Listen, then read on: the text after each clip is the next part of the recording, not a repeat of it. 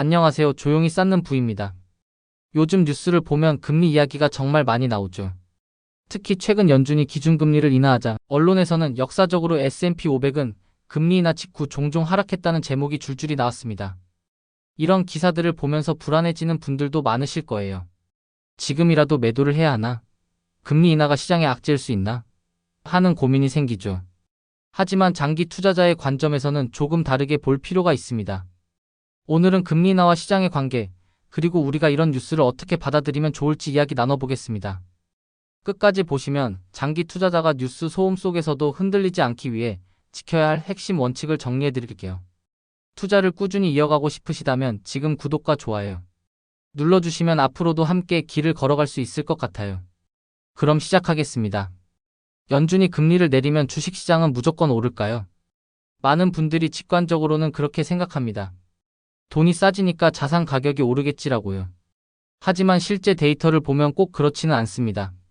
시즌X 자료에 따르면 지난 25년 동안 S&P 500은 연준이 금리를 내린 직후 30거래일 동안 평균 마이너스 1.2%의 성과를 기록했습니다. 즉, 한 달 정도 단기적으로는 오히려 빠진 경우가 더 많았다는 거죠. 2001년 IT 버블 붕괴 때를 떠올려 보시면 됩니다.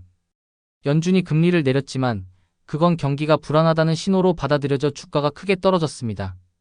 2008년 금융위기 때도 마찬가지였죠. 연준이 금리를 급격히 내렸지만 시장은 이미 충격을 받고 있었고 단기적으로는 하락을 피하지 못했습니다. 그렇다면 왜 금리 인하가 발표된 이후에는 힘이 빠지는 걸까요? 사실 시장은 늘 한 발 앞서 움직입니다. 금리 인하가 발표되는 그 순간이 중요한 게 아니라 이미 발표되기 전부터 기대가 가격에 반영되기 때문이죠. 첫째, 기대가 먼저 움직입니다. 채권 시장이나 금리 선물에서는 금리 인하 확률을 매일 숫자로 보여줍니다. 투자자들은 그걸 보고 미리 포지션을 취하죠. 둘째, 연준이 신호를 계속 줍니다. 잭슨홀 미팅 발언, 점도표, 기자회견에서 어떤 단어를 쓰는지까지 시장은 민감하게 반응합니다. 그러다 보니 금리 인하가 공식 발표될 때쯤이면 이미 절반 이상은 반영된 상태인 거예요. 셋째, 차익 실현입니다. 발표 전에 이미 매수해둔 투자자들이 많으니까 발표 후에는 매도 물량이 쏟아져 나옵니다. 그러니 오히려 발표 직후에는 단기적으로 밀리는 경우가 많습니다. 결국 중요한 건 얼마나 비둘기적이었는가입니다. 예상보다 더 강하게 내렸는지 아니면 덜 내렸는지가 주가 반응을 결정하죠. 즉, 숫자 그 자체보다 예상 대비가 더 중요합니다. 그럼 이런 뉴스를 우리는 어떻게 받아들여야 할까요? 투자 뉴스를 아예 무시해야 할까요? 많은 분들이 뉴스는 다 소음이다, 안 보는 게 낫다라고 말씀하시기도 합니다. 하지만 사실 뉴스에는 소음도 있고 배울 거리도 있습니다.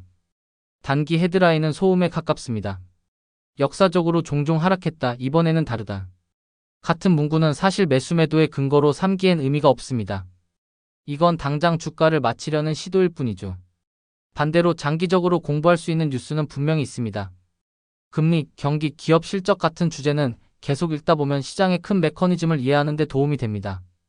즉, 매매 타이밍을 잡으려고 뉴스를 소비하면 흔들리지만 학습 도구로 활용하면 장기적으로 훨씬 든든해집니다. 그래서 중요한 건 뉴스를 걸러내는 힘이에요. 여기서 장기 투자자가 체크해야 할 뉴스 항목을 정리해 볼까요? 첫째, 세제와 제도 변화입니다. ISA나 연금저축처럼 세금에 직접 영향을 주는 제도는 곧바로 투자자 본인에게 영향을 줍니다. 이건 반드시 챙겨야 합니다. 둘째, ETF 구조 변화입니다. 어떤 ETF가 추적 지수를 바꾸거나 분배 정책을 바꾸면 투자자 입장에서는 실질적인 변화가 생깁니다. 이런 뉴스는 무조건 확인해야 합니다. 셋째, 매크로 지표입니다. 금리, 물가, 고용 지표는 장기 투자자의 적립식 전략에도 간접적인 영향을 줄 수 있습니다. 예를 들어 물가가 계속 높다면 장기 금리도 높게 유지될 수 있고 그건 주식과 채권 가격 모두에 영향을 줍니다. 반대로 무시해도 좋은 뉴스도 있습니다. 단기 수익률 예측, 향후 30일간 몇 퍼센트 오를 것이다 같은 자료는 사실상 의미가 없습니다. 이런 건 그냥 흘려보내도 됩니다. 결국 남는 질문은 이겁니다. 장기 투자자는 어떤 원칙을 지켜야 할까? 첫째, 정한 날, 정한 금액, 정한 행동입니다. 자동이체로 꾸준히 적립식 매수를 이어가는 것이 가장 확실한 방법입니다. 둘째, 리밸런싱은 캘린더 기반으로 하세요. 반년에 한 번 혹은 목표 비중에서 플러스 마이너스 5%포인트 벗어날 때 실행하는 식입니다. 뉴스가 아니라 정해진 원칙에 따라 움직이는 거죠. 셋째, 현금 버퍼를 확보하세요. 생활비 6개월분 정도는 별도로 관리해야 시장 변동성이 와도 흔들리지 않습니다. 넷째, 헤드라인 금지 조항입니다. 뉴스 제목 때문에 계획을 바꾸지 말자는 겁니다. 세제나 상품 구조 변화는 예외지만 나머지는 다 그대로 두는 게 맞습니다. 이쯤에서 정리를 해보겠습니다.